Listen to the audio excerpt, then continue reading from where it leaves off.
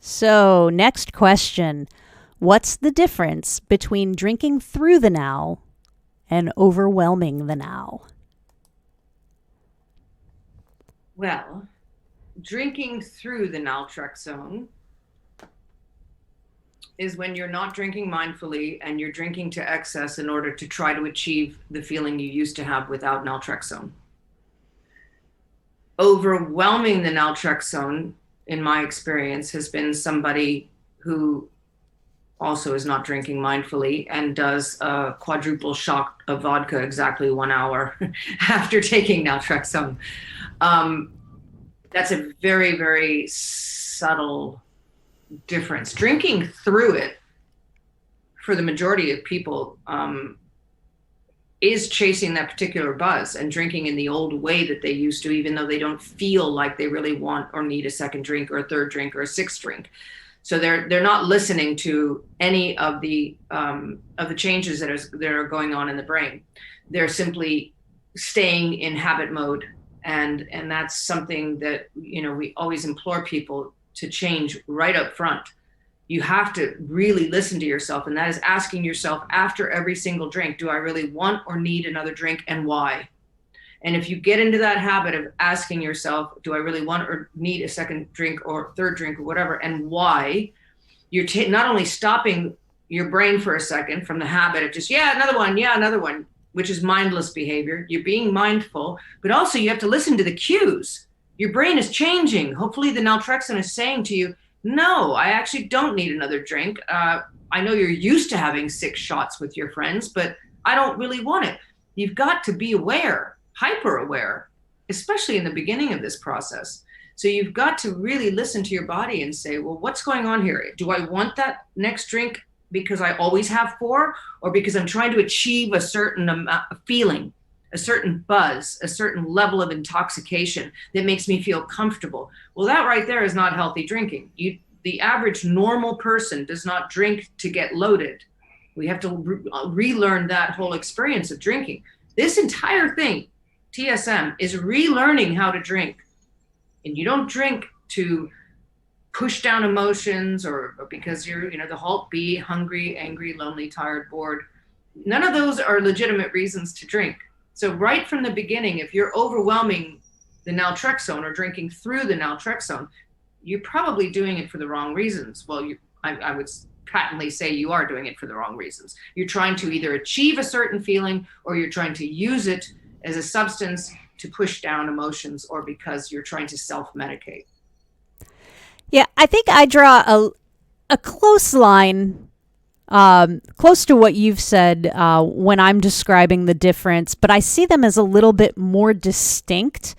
And yet you describe them both very close to how I usually do. Drinking through the now, I usually describe as you have seen those signals in the moment while you're drinking, and you have chosen to ignore them. Drinking through the now is usually a choice. And if you're making that choice, I'm not judging you. So don't judge yourself, but simply own it. If you're making a choice, just be real with yourself that, you know what, tonight I made that choice to drink through the naltrexone. Overwhelming the naltrexone, I feel, is more of an accident. As you said, it's drinking far too fast, or in quantities where you can't see those signals. You're missing the signals to stop. Because you're not even capable of putting that mindset into it, because there's an illustration that you and I have both used before about naltrexone being gum in a lock. And for me, drinking through the now is realizing that the door is locked, saying, I don't like this, and doing everything you can to just take the door off the hinges. Overwhelming the now, instead of just trying to turn that doorknob a little bit, it's like realizing there's C4 under it, and you just blow the entire door up. but you didn't mean to do that. But no amount of naltrexone is going to work if you in that keyhole if you blow the door up. Yeah, and I think overwhelming it, let's use logic and common sense again. I think slowly drinking a beer is not going to overwhelm it. Doing a Long Island iced tea or two, I mean, let's be sensible about this. Hard alcohol it's a mighty bash to the brain. One martini can have upwards of 4 shots of vodka in it. So if we're trying to reduce our drinking, we're trying to learn how to drink like a normie. Let's choose a beverage that's either lower in alcohol, or let's mix your 1 shot of hard alcohol with some mixer. So doing a shot is a deliberate attempt to get a buzz.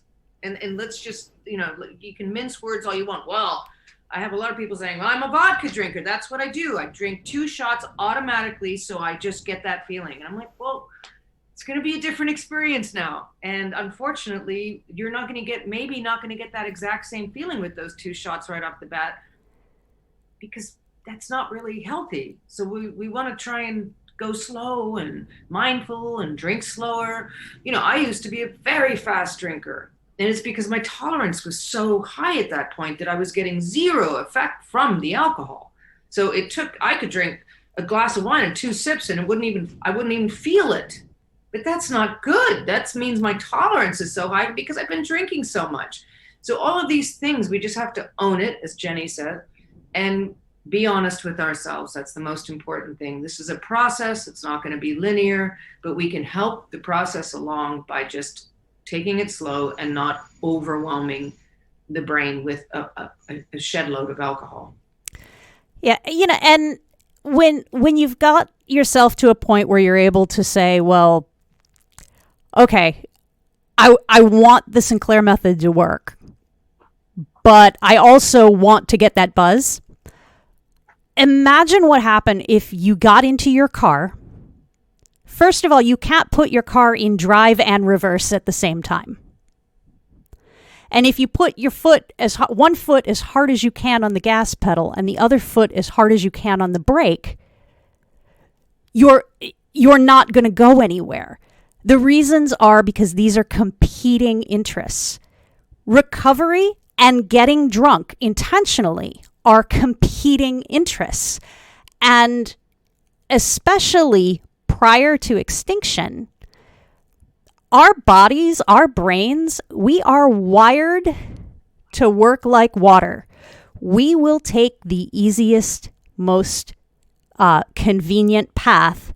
That's what our brains are wired for us to do. So if you're trying to stop while at the same time trying to go full throttle, which one is your brain going to take you toward? It's going to be the conditioned response that you already have, and that's going to be to continue to drink until you get drunk. Yeah. Fall back on what you know. Yeah. And that's not what we want to do. We want to change that behavior. Yeah. So at some point, the two if the two are equal, one is going to give way to the other. And it's a matter of which one are you willing to do effort? Not white knuckling. White knuckling isn't going to get you anywhere. But unfortunately, TSM is not a magic pill. Naltrexone is not a magic pill. TSM is not a magic process, and it does take effort. Yeah, but that's it's you got to help the pill along, and especially in the beginning, people see these miraculous results from the naltrexone alone, but they don't start changing habits and adding things to their lives. So, that's why it's so great nowadays. You have all this access to these resources of learning how to really do TSM properly, and there's going to be good times and bad times. Nothing is linear. It's all good. Just being aware is a really good step in the right direction. Well, and I think when it comes to both drinking through the now and overwhelming the now, you have already given some good tips. Drinking slower helps. Drinking lower ABV, and for those of you who don't know ABV, it's alcohol by volume. It's a little percent listed on most alcoholic beverages, at least here in the US. Doing those two things can definitely help to avoid both of those. If you're drinking through, ask yourself, and maybe in the moment you can't, but maybe the next day, did you miss the signal? Is there something else going on? What other tips do you give, Claudia, to help people to neither drink through nor overwhelm the naltrexone? Well, I always tell them to eat prior to taking the medication, because that's going to help. If they're a hard alcohol drinker, I make them choose a really tall glass, like a big water glass, and measure out one shot, and add a mixer that they like to that glass, and drink it mindfully and slowly. And I always tell them, they're going to have to jot down their drinks and keep their drink log, just all of us, to keep mindfulness. And to drink in between, to try and hydrate in between drinks so that they don't drink so quickly, and to really be conscious about how quickly. And once they finish that first drink, whether it's a beer or a glass of wine or a mixed drink, ask yourself, do I really want or need the second drink, and why? And just taking that moment to take a break, maybe go for a walk or do something, or delay the next drink. Let's say you answer yes. Delay. I cannot stress enough how much delaying helps. Even if you delay by playing with your dogs for half an hour, you've delayed another half an hour of drinking. You've broken a habit. Congratulations, because your habit would be normally to just keep drinking. Another thing, and we talk about this all the time, but it's amazing that people still do this.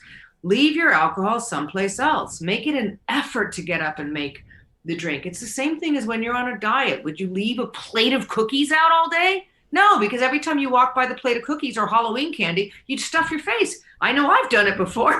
It's amazing what happens when they're out of sight. The alcohol's out of sight. If it's red wine, put it in a pantry behind a cabinet. Don't leave it on the counter. If it's white wine, leave it in the fridge behind the milk.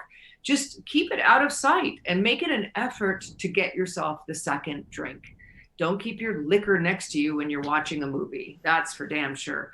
So it's all about mindfulness and making that effort to not drink through it, by also understanding when you're in a social situation that you want to slow down, saying out loud, no, I'm drinking slowly tonight. I need to drive later, or I have a big day tomorrow. Just coming up with normal responses so that you can train your own brain to say no on occasion, or to say, I want to slow down.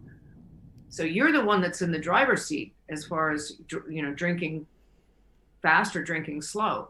So it really does take effort, but you will get in good habits the more you employ them and make an effort, and the more mindful you are. And the great thing about effort is effort doesn't have to be some giant, earth-shattering, life-changing thing. Small efforts. Small. Even the tiniest thing, the littlest effort, can make a difference. And so you don't have to change everything, every pattern, every habit in one night. Pick one that you want to work on this week. And just focus on that one. Maybe even just switch to a lower alcohol beverage for a week, cider or beer, or don't drink a fortified wine, drink a lower alcohol wine, or put a half a shot in a drink and see if that's enough. Put more mixer in. So you drink slower. Get a larger glass, and put more mixer in it. Or for people who only drink their vodka or gin straight, I tell them, grab a larger glass, fill it with ice, and then let it sit 5 or 10 minutes longer than you normally would. Yeah, it requires effort, but you're the one that wanted to start this journey, and you're the one that reached out to start TSM and went through all the trouble of contacting your doctor, being honest with your loved ones and yourself. So let's make it the best process possible. And part of that is really being honest and making these small changes, which will add up to wonderful results at the end of the day. All right. Any questions? Questions about drinking through or overwhelming the now?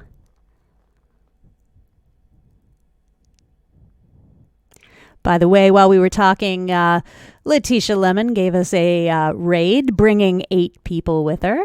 Hello, Raiders and Raiderettes. How are you today? And Enkzilla gave us a follow, so that's wonderful as well. Thank you. So it doesn't look like we have any questions. So let's Question go number ahead and 5. transfer on. Yeah, going over to the 5th question. Number 5, Cinco. Coming up on Cinco de Mayo, perfect time to practice mindfulness. Okay, we're going to transfer back over to our washout here for a moment. We'll go ahead and give a pause, Claudia.